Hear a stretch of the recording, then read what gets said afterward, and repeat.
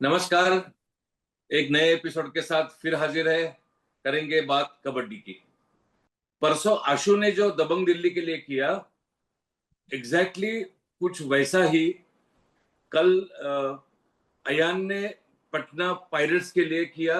ये हम बात करेंगे कैसे पॉइंट स्कोर किए इसकी, लेकिन ये कितना महत्वपूर्ण था पटना पायरेट्स के लिए ये मैच जीतना।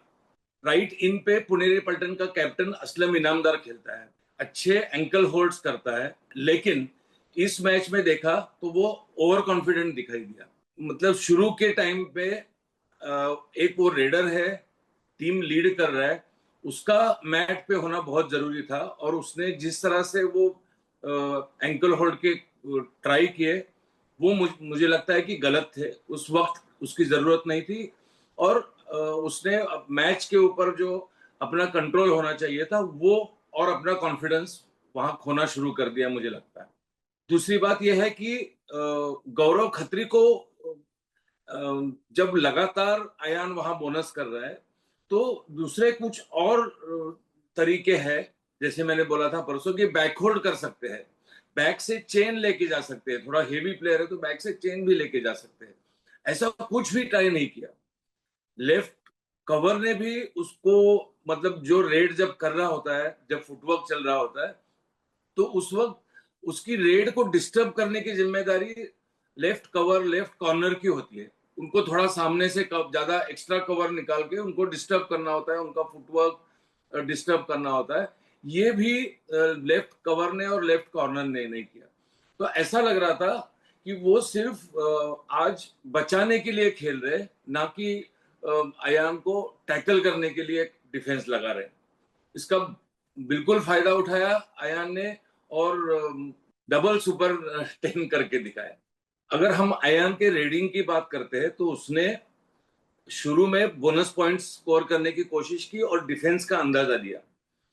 उसको पता चल गया कि डिफेंस थोड़ी सी प्रेशर में आ गई है, तो उसने अटैकिंग भी, मतलब हैंड टच, किक्स या लेफ्ट कॉर्नर पे स्पीड में जाके पॉइंट स्कोर करने की कोशिश की। उसको पुनेरी पल्टन के डिफेंस ने कहीं भी रोका नहीं, उसको ब्रेक नहीं किया। वो कोशिश करता रहा। पुनेरी पल्टन की डिफेंस, वो उन्होंने कुछ भी अपोजिशन जैसा नहीं किया जिससे कि अयान को कोई भी एक्शन लेते हुए, कोई भी अटेम्प्ट करते हुए डर लगे या सोचना पड़े। बिल्कुल बिना डर से वो पुनेरी पल्टन के डिफेंस में हर जगह पे पॉइंट स्कोर कर रहा था या अटेम्प्ट कर रहा था। इस जीत का मैं पूरा श्रेय दूंगा कोच बीसी रमेश। जिस तरह से उन्होंने अपने टीम का कॉन्फिडेंस बढ़ाया है, बूस्ट किया है उनके जो एबिलिटीज है उनमें, क्योंकि अब तक सब यही समझ रहे थे कि टीम ठीक से शेप नहीं ले रही है। ना डिफेंस में कोई पावरफुल दिख रहा है, ना रेडिंग में इतना अब तक कोई सक्सेस नहीं हुआ था पहले शुरू के कुछ मैच में। लेकिन जब आप किसी टीम को अंडररेट करते हो या उनकी स्वाभिमान को ठेस पहुंचाते हो, तो वो किस तरह से बाउंस बैक करती है, इसका बेस्ट एग्जांपल है बेंगलुरु बुल्स। कल के मैच में अली रेजा ने लीड रेडर का रोल प्ले किया बेंगलुरु बुल्स के लिए, सुपर 10 लगाया। थोड़ा सा अगर हम सोचे कि ईरानी जो प्लेयर्स पीकेएल खेलते आए हैं अब तक के, शुरू में तो डिफेंडर्स आए, सबसे पहले फजल जो शाइन हुआ था, उसके बाद अबोजर आया था, बाद में शादलू आया। ये उनके स्टार डिफेंडर्स थे। उनके रेडर्स इतने अच्छे नहीं थे, सिर्फ एक मिराज शेख पहले कुछ सीजन में आया था। मुझे ये ऐसा लगता था कि ये ईरान की कुछ एक स्ट्रेटेजी है। वो अपने जो अच्छे रेडर्स है वो उनको पीकेएल में नहीं भेज रहे, क्योंकि अगर उनकी रेडिंग की स्टाइल मालूम पड़ गई तो शायद कहीं इंटरनेशनल कंपटीशन में इंडिया के अगेंस्ट उनको पॉइंट स्कोर करना मुश्किल होगा। लेकिन अब जिस तरह से प्लेयर आ रहे हैं, जो रेडर्स है, अली रजा है, अली समदी है जयपुर से, मिलाद है पुणे से जो लास्ट मिनट उतार के अच्छे पॉइंट स्कोर किए, जफर दानिश है यू मुंबई में। सो ये इनके रेड्स इंडियन रेडर की तरह दिखते हैं। अगर आप मिराज शेख को याद करेंगे, उसकी रीडिंग की स्टाइल को याद करेंगे, या नबी बख्श को जब वो रेड करता था तो वो इंडियन स्टाइल की रेडिंग नहीं थी। लेकिन अब ये नए जो रेडर है यंग, वो बिल्कुल इंडियन रेडर की तरह स्टाइल कर रेड करते हैं। तो उसका एडवांटेज उनको मिलता है। उनको प्रैक्टिस करते वक्त इंडियन डिफेंडर्स जो है उनकी टैकल करने की जो स्टाइल है वो मालूम पड़ रही है। और मुझे लगता है कि जिस तरह से एक तो फिटनेस उनका बहुत अच्छा होता है, स्पीड गेन कर लिया है, मतलब बहुत स्पीडी रेडर्स है। और अब वो स्मार्टली सोच रहे हैं, मतलब टैकल से निकलने के लिए एस्केप रूट्स जो होते हैं वो बहुत स्मार्टली ढूंढ रहे हैं। दूसरी तरफ हरियाणा के जो मेन रेडर है, जिसके ऊपर पूरे हरियाणा की टीम के रेडिंग की जिम्मेदारी है या लीड करने की जिम्मेदारी है, वो अपने पुराने फॉर्म में नहीं दिख रहे। पुराने मतलब जब वो दबंग दिल्ली से खेलते थे और चैंपियन बनाया था, वो स्पीड, वो मतलब लॉबी से निकल के आना, वो हैंड टचेस वो दिखाई नहीं दे रहे।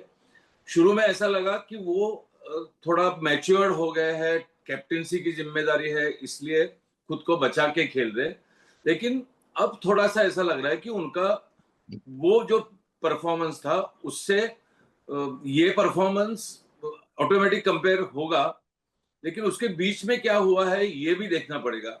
बीच में उनको एक इंजरी हुई थी। वो इंजरी से कोई भी प्लेयर जब उठ के आता है वापस, तो थोड़ा सा तो उसके परफॉर्मेंस पे फर्क पड़ता है। आपने पवन को देखा है, इंजरी के बाद आया था। इस असलम के रेडिंग पे भी थोड़ा सा फर्क पड़ा है। नवीन भी इंजर्ड होके आया है। तो कंटिन्यूअस कबड्डी खेलते हैं। प्रो कबड्डी एक हाईएस्ट लेवल का कंपटीशन है। वहां पे बहुत डिमांडिंग सिचुएशंस है। सभी टीमें प्रोफेशनल है और बहुत अच्छा डिफेंस फील्ड करती है। तो ऐसे टीम्स के अगेंस्ट अगर लगातार टैकल होना शुरू हो जाए तो रेडर का कॉन्फिडेंस हिल जाता है। हरियाणा की डिफेंस की भी वही बात है। पिछले कई मैच देखेंगे तो मतलब इनकंसिस्टेंसी है। कंसिस्टेंटली किसी भी एक प्लेयर को मतलब उसके ऊपर कॉन्फिडेंस से हम नहीं कह सकते कि ये एंकल होल्ड करेगा तो परफेक्ट करेगा या डबल थाई होल्ड के लिए जाएगा। तो और भी बाकी डिफेंडर्स है जो सेटल्ड नहीं लग रहे, अपने अपने पोजीशन पे इतने सालों से खेल रहे। वो शेकी लग रहे हैं, ऐसा नहीं लग रहा कि वो अब एकदम स्टेडी खड़े हैं अपने पोजीशन पे और वहां से वो कॉन्फिडेंटली टैकल कर पाएंगे। कोई भी टीम अगर शुरू के 4 मैच लगातार हार जाए तो डेफिनेटली उसका मोरल डाउन होता है।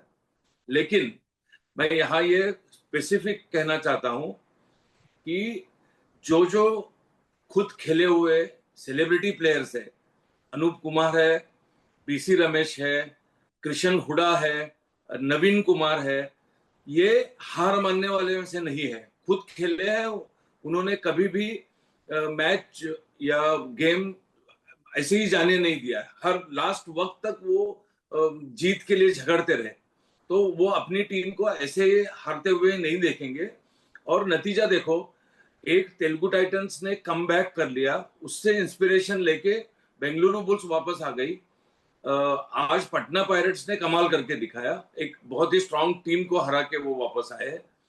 तो मुझे ये गारंटी है कि सेम मनप्रीत भी अपने टीम को वापस लेके आएगा। संजीव कुमार भी, जो अब तक 2 स्टार रेडर होने के बावजूद भी जितना चाहिए उतना सक्सेसफुल नहीं है, वो भी टीम को वापस लेके आएगा। आज होने वाला और एक बड़ा मैच, 2 सुपरस्टार्स अशु मलिक और देवांग दलाल, दोनों कैप्टन है अपने टीम के, दोनों टॉप रेडर्स है, दोनों ने अब तक के मैचों में आउटस्टैंडिंग परफॉर्मेंस दिया। लेकिन आशु का गेम देखोगे तो वो पिछले मैच में अगर आपने देखा होगा तो कई बार वो एम्प्टी रेड करके वापस आया है। उसको पता है कि मुझे मैट पे रहना बहुत जरूरी है। शायद इस रेड में पॉइंट नहीं मिले तो मैं अगले रेड में पॉइंट स्कोर कर सकता हूं, लेकिन इस सिचुएशन में मुझे ग्राउंड में रहना बहुत जरूरी है क्योंकि फिर टीम का मोरल स्ट्रांग रहता है। अलग अलग तरीके से पॉइंट स्कोर किए आशु ने। आगे अटैक किए हैं, बोनस किए हैं, बोनस दिखा के बैक किक्स किए हैं, और वो भी मंजे हुए डिफेंडर्स के अगेंस्ट। दूसरी तरफ देवांग की बात करें तो देवांग टीम कंट्रोल करने में इतना ध्यान नहीं दे रहा है ऐसा मुझे लगता है।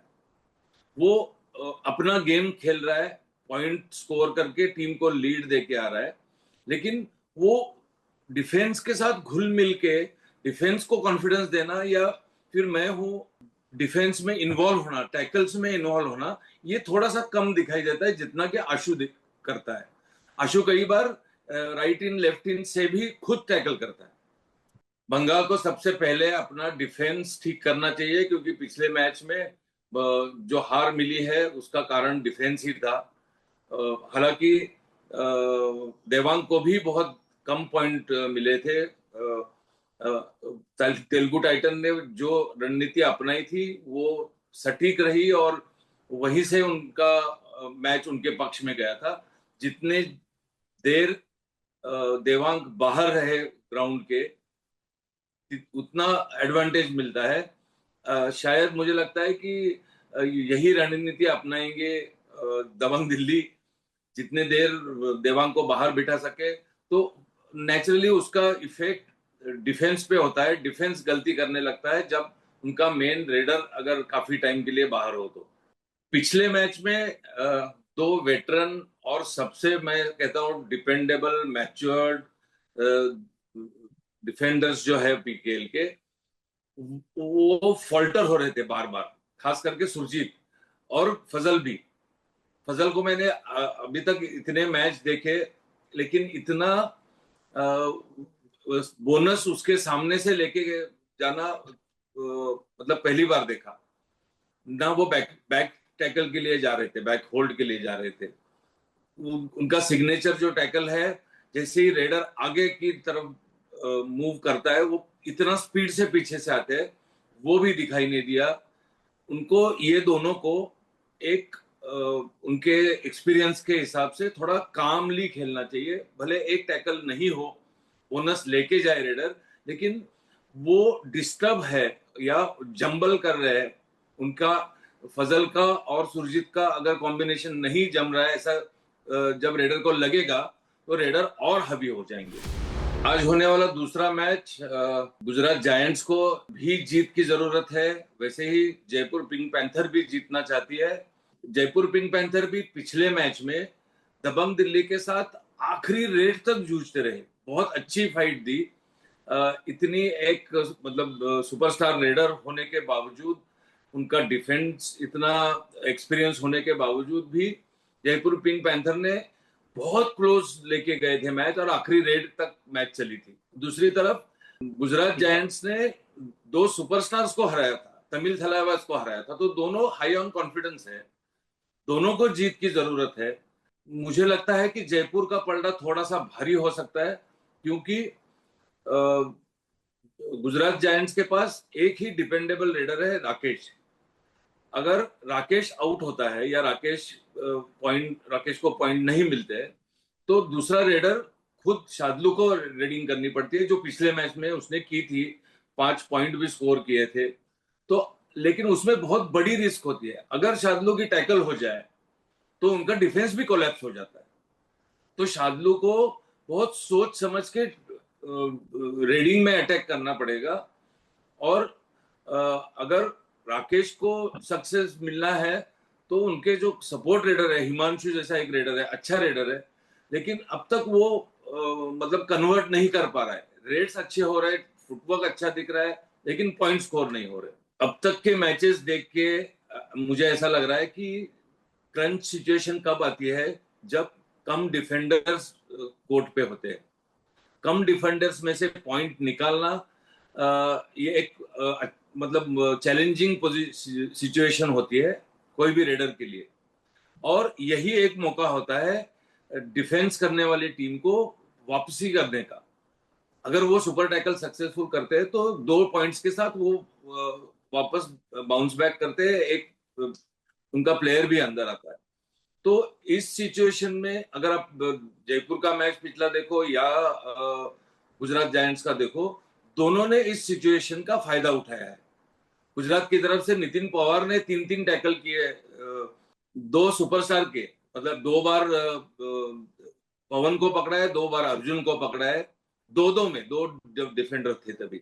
वैसे ही जयपुर के भी टीम ने किया है, उन्होंने भी 3 प्लेयर के डिफेंस में काफी टैकल किया है।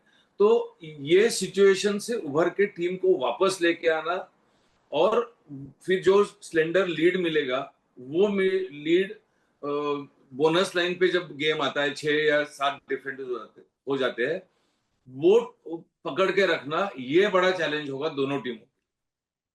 इस एपिसोड में इतना ही, कल फिर मुलाकात होगी।